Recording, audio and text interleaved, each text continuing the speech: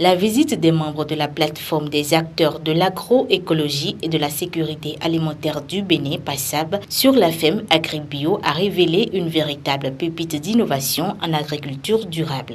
Spécialisée dans la production de légumes, de fruits, de l'élevage et de la pisciculture, cette ferme incarne un modèle d'agriculture résiliente et respectueuse de l'environnement.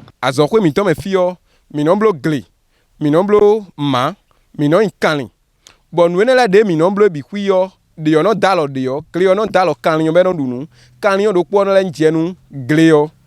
Bon, les de no ikbea, de ikbea, de kagumia, mino tokpa rufia, mi kuntorofi, bon, sinde mi on perio, mi on zay signele, mondo azonado, cleoji, calmitole sando, podo calmitole si mikpo, engenu mi, bon, pende mi do, en, ndunu mi choba maton, élève un produit, bon, mi no fonu. Avec l'accompagnement de l'ONG Aldip, initiatrice de la plateforme PASAB, cette ferme a adopté des pratiques agroécologiques avancées. À l'ONG Aldip, depuis plusieurs années, nous avons compris que pour manger sain, il faut produire sain. Et c'est pour ces raisons que nous avons réfléchi et nous avons mis en place, par exemple, une plateforme. C'est une plateforme virtuelle qui regroupe aujourd'hui plus d'une soixantaine d'ONG, également des coopératives, des entrepreneurs qui regroupent également les universités, les lycées agricoles du Bénin, avec qui nous travaillons à mettre en place, par exemple, des essais, avec qui nous travaillons à partager des expériences. Donc nous faisons parfois des visites et des partages d'expériences sur des fermes modèles. La production hors saison est rendue possible dans cette ferme grâce au paillage et à l'utilisation du biochar fabriqué à partir de rafles de maïs. Ce mélange innovant de cendres de biochar et de bouse de vache assure une fertilisation organique riche et durable, améliorant ainsi la qualité des sols et la productivité des cultures. Nous avons plusieurs sortes de pratiques agroécologiques. Ça là maintenant c'est la culture sous paille. Donc quand il a utilisé par exemple les rejets d'arachide pour faire le paillage, il a fini par semer par exemple du gombo. Également en semant du gombo aux abords, il a mis de l'haricot dedans.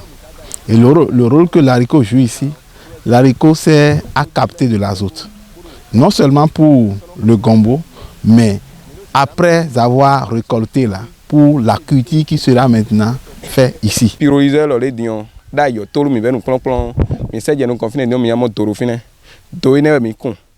par exemple de production du biochar qui permet également la fertilisation des sols, qui permet la régénération des sols.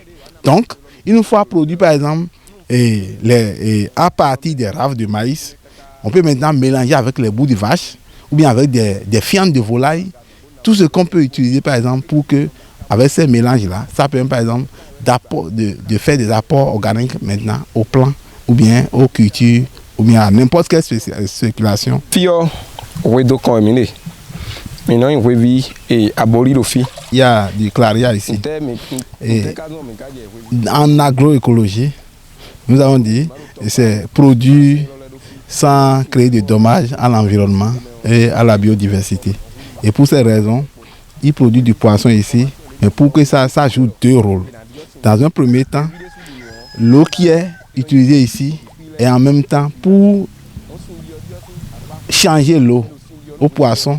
Alors l'eau là est utilisée maintenant pour arroser les plants ici. Donc ça permet par exemple de gagner encore une fois.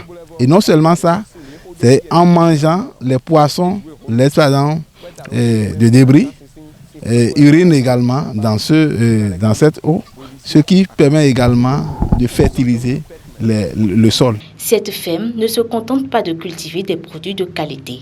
Elle est également un laboratoire vivant d'innovation écologique, représentant une opportunité précieuse pour les investisseurs désireux de soutenir des pratiques agricoles respectueuses de l'environnement. À la ferme AgriBio, c'est tout pour la terre, rien sans la terre.